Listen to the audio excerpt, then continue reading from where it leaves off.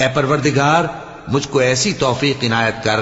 کہ نماز پڑھتا رہوں اور میری اولاد کو بھی یہ توفیق بخش۔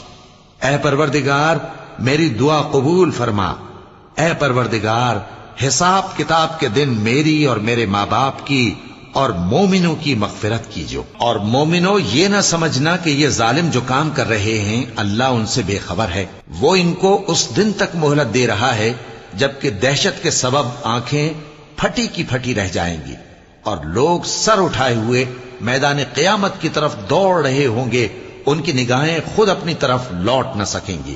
اور ان کے دل مارے خوف کے ہوا ہو رہے ہوں گے۔ اور لوگوں کو اس دن سے آگاہ کر دو جب ان پر عذاب آ جائے گا، تب ظالم لوگ کہیں گے کہ اے ہمارے پروردگار ہمیں تھوڑی سی مہلت عطا کر تاکہ ہم تیری دعوت توحید قبول کریں اور تیرے پیغمبروں کے پیچھے چلیں۔ تو جواب ملے گا کیا تم